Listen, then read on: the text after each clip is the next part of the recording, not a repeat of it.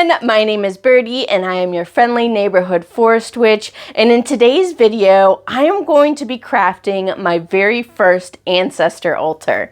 And since I am new to ancestor workings, I have chosen 3 of my deceased relatives, one of which I have never met, to primarily work with at first.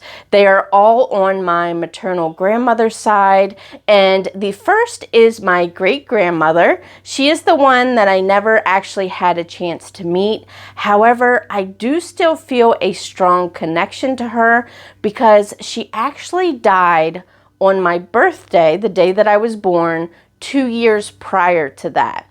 And the time that I was born is the exact day of her birthday. So it's a really neat connection, and I feel we hold a strong tie despite never meeting. Also, I'll be honoring her husband, my great-grandfather, who passed away in 2001, and my great-aunt, who was actually their daughter, who passed away in 2012. So let's first go over some of the items that you can use for your ancestor altar. Photos would be a great add. I've actually chosen some of all 3 of my relatives. So this is my pap and my grandma, and then this is my aunt in her wedding dress. And peep the mid-century cat clock back there. Absolutely love that. Obviously, however, photos may not be available to you, especially if you are trying to connect with older generations in your ancestor line. So let's go over some other items that you can also use. You can also use items that they have touched or were theirs while they were living. This creates a strong energetic reaction of memory and actually triggers visual images of the person, which is helpful in connecting with them. And if these items aren't accessible to you, like the photos, use an item that reminds you of them. For example, my great-grandmother loved to sew and cook, so I will be using a miniature sewing kit that I picked up from Dollar Tree.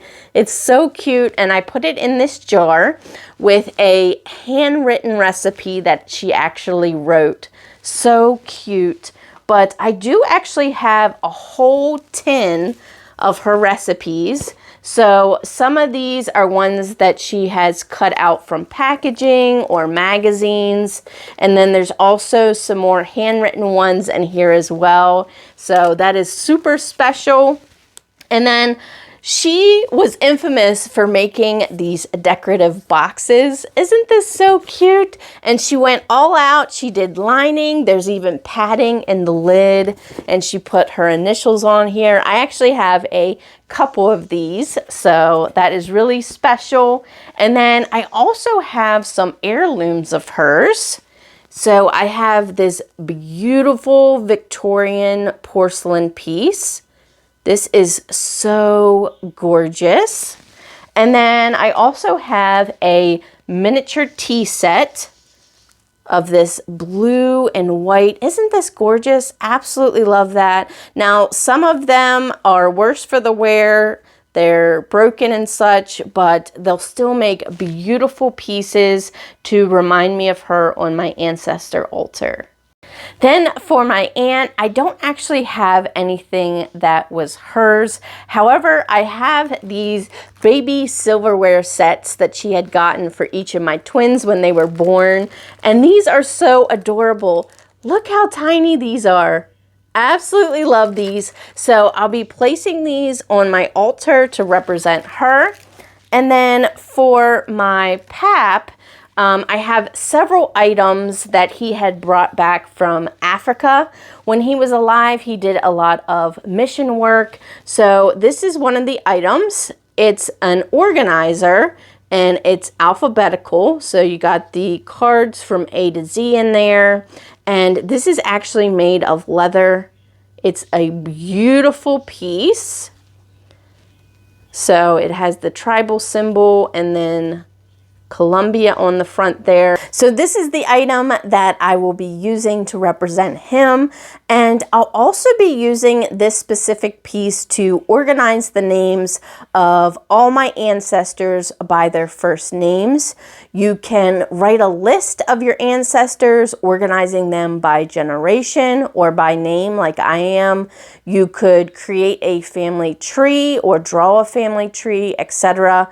And this is a simple and effective way to connect with your ancestors, especially if you don't have a physical object and or photo of them.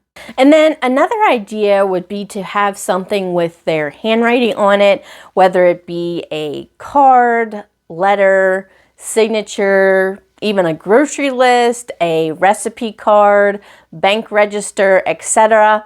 I actually have handwriting from all three of my ancestors that I will be using. One is a birthday card that my aunt sent me. So I have her handwriting there. And then I also have the recipes that my grandma wrote, but I also found this card that she had gotten my pap. So I have her signature there. And then I can't find the card that my pap had written to somebody else right now, but I know that I have one. So once I find that, I'll be using that as well. Then music is also a great way to honor your ancestors. So you can play their favorite songs while you're working with your ancestor altar. And if you don't know this information, just play music that would have been popular during their lifetime. Food is another popular item that people set on their altar tables to honor their ancestors.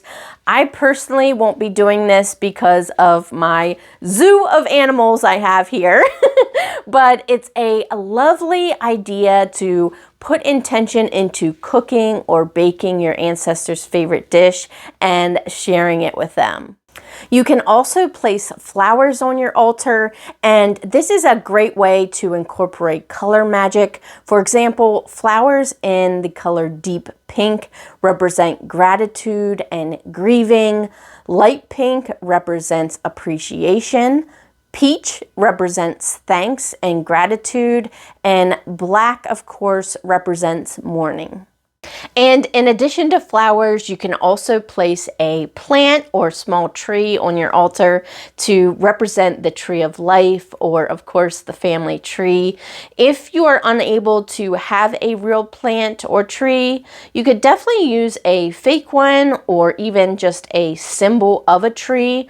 I'll actually be using this beautiful clear quartz tree of life for my ancestor altar. My husband had purchased this for me from one of our local holistic shops, and I just thought it was so gorgeous, and it'll be perfect for my ancestor altar.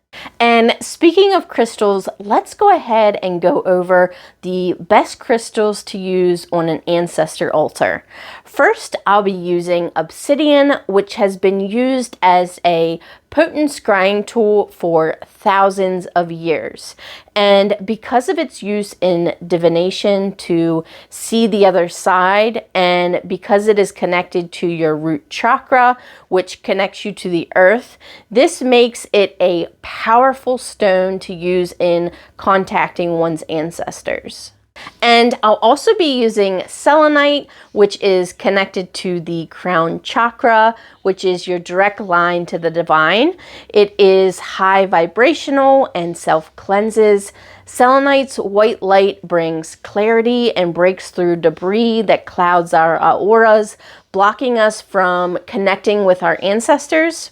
So you can use selenite in conjunction with obsidian, as it can leave you feeling a little flighty after use, and the obsidian is a strong grounding stone which will help with that. Next, I'll be using amethyst, which is a powerful crystal for intuition and psychic ability.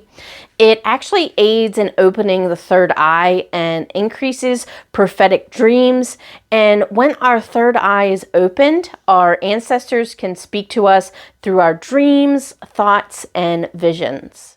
And another third eye crystal is actually lapis lazuli, which was used by the ancient Egyptians to honor royalty in the afterlife. And because of its connection with the ancient dead, it is a potent tool to use in ancestor work. And because it opens your third eye, it aids in helping you connect with your bloodline. And speaking of bloodline, another crystal I'll be using is bloodstone, which is known to aid in cardiovascular illness and disease. It really gets the blood pumping, so to speak, and therefore has a link to ancestor work. The blood in our veins is the blood that once ran through our ancestors' veins. Therefore, bloodstone is a must-have stone for ancestor work. I'll also be using smoky quartz, which is great for divination, particularly for scrying. The smoky quality makes it a liminal stone, neither here nor there, neither mundane nor spiritual, but both. It's a great stone to use in ancestor work, especially when you're using divination to contact your ancestors. And the last crystal I'll be using is this elbate skull. Elbate is a member of the tourmaline family, and this stone has been referenced as the philosopher's stone due to its high variety of effects, and it actually has different meanings across cultures. For example, modern-day Native Americans keep chunks of this crystal to protect against all evils, which is actually what I'll be using it for. So when communicating with your ancestors, it's important to protect yourself from any evil that may also come through. So this is just one of the protections I'll have in place. Next, let's delve into some of the herbs I'll be using. So during October's unboxing of the Witch's Roots box, and if you missed this video, I'll link it up above here and down in the description, but we actually received some pomegranate seeds, and I learned that they represent life and death, and I thought that they'd be perfect to use on my ancestor altar. I'll also be using some bay leaves, and bay leaves have been known for centuries to enhance psychic abilities. The ancient Roman priests actually chewed on bay leaves to acquire messages from the gods. I'm personally not going to be chewing on them, but I will be adding them to my altar. Then I'll be using some pine needles from my baby pine. Pine is helpful when connecting with one's ancient ancestors and represents the evergreen trees of prehistoric past. It also represents immortality and renewal. Therefore, it's helpful in communicating with your ancestors. And the last herb I'll be using is clove, which is my favorite herb to work with. And I'll be using this as my second form of protection when trying to communicate with my ancestors. And as far as candles go, I'll be using this Ancestor communications candle that my friend made me. Look how gorgeous this is. She even put a family tree pendant in there. So gorgeous. So I cannot wait to use this. And I'll also be lighting a black candle that I got from Dollar Tree for my third form of protection. I'd also like to mention that if you are still in the broom closet and would like to make an ancestor altar, you can actually make one within a jar. So it'll be similar to this here, where I put the mini sewing kit and the recipe in there. But I'll also throw up a picture here so you can see another example. You can also place all or some of the items that I previously mentioned in a jar, which not only conceals the witchy aspect of the altar, but also makes it easier to hide if you need to and take with you as a travel altar. So now, before we start setting up the altar, I actually found something really special when I was going through my grandmother's belongings that I inherited. As I mentioned, my grandma loved to sew and she was constantly working on projects. I actually found this sweet little craft kit in her belongings, and the directions state that it'll end up being a country mouse.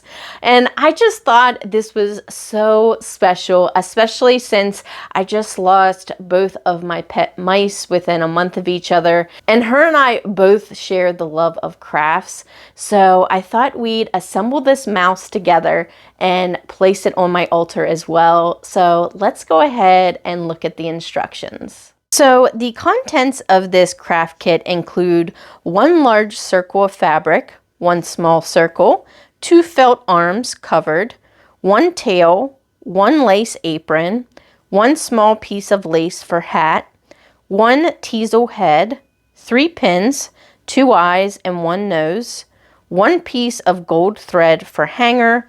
And my grandma also notes on the instructions that in order to finish the country mouse, you'll also need a needle and thread and a small amount of polyfill, which weren't included within the kit. First, start with the large circle. Either machine or hand stitch a 1/4 inch in from the edge to form a gathering string. Stuff with polyfill until the circle is approximately 3 inches in diameter. Pull threads tight and knot. Next, take the large piece of lace and gather across the top. Attach the lace apron to the stuffed body. Then the arms are placed next. Sew the arms at an angle from the center of the body. Now, machine or hand stitch a 1/4 inch in from the edge of the small circle to form a gathering string. Place a small amount of polyfill for padding in the bottom. Unwrap the teasel and place on top of the stuffing. Very carefully pull the gathering thread and gather the circle around the teasel. Make sure that the hat is tight on the teasel. Tie the threads and knot. Take the narrow lace and hand sew onto the edge of the hat. Now place the head on the body and hand sew with double thread. Make sure the head is on tight. Tack the tail with 3 small stitches on the underside of the mouse. Finally, thread a needle with the gold thread. Do not knot. Insert the needle in the top of the hat and pull it through. Tie a knot in the end of the thread to form the hanger. So this is the cutest thing I have ever seen in my entire life. Look at this little tail. Have you ever in all your life? This is adorable. So I can use it as an ornament, or I can just, sit it down like this. But this is so cute. Now that I've collected all the items for my ancestor altar, let's talk about the location that I want my altar to be. So while I was thinking about this, I knew that I wanted it to be where family gathers. So I'm choosing to place it in my living room. And if you've watched my fall decor video, you may have seen this little black shelf that I mentioned, and it was the start of my ancestor altar. I actually have pictures of my grandma's family up there and also a picture of my pap already. So I thought underneath this would be the perfect place for some kind of cabinet. Now, I love vintage furniture. Now, do I have something in my house that I could have used? Yes, I do. But is this the perfect opportunity for a new vintage piece? Why, yes, it is. So I found the perfect black vintage cabinet. Oh my gosh, it is so gorgeous. And I found it on Facebook Marketplace for only $30. It is a steal of a deal, and it'll be perfect for my ancestor altar. And I'd like to mention, as soon as I brought it home, I did clean it off, and I also cleansed it to prevent bringing in any negative energy or evil. And this is really important to do, especially when you buy something from an antique store, thrift store, or something vintage, because you never know who the past owner was. So now let's go ahead and start setting up this altar. Now that I have everything ready and together, I'm going to start decorating the altar. I did want to mention, for an altar cloth, I'll be using this beautiful doily that my grandmother had made. This longer one is going to go on the top.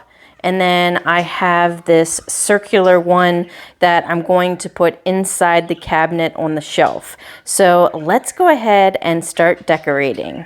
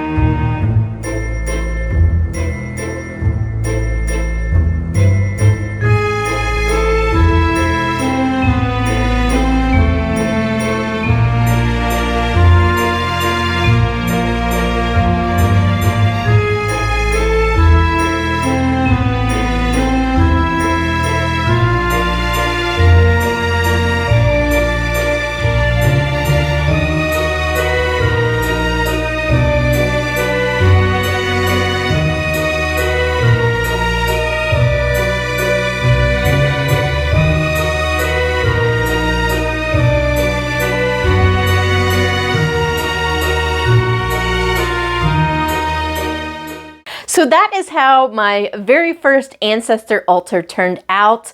Hopefully it gave you some ideas for your ancestor altar as well. But thank you all so much for watching this video. Be sure to like and subscribe, and I'll see you in the next one. Thanks, friends. Bye.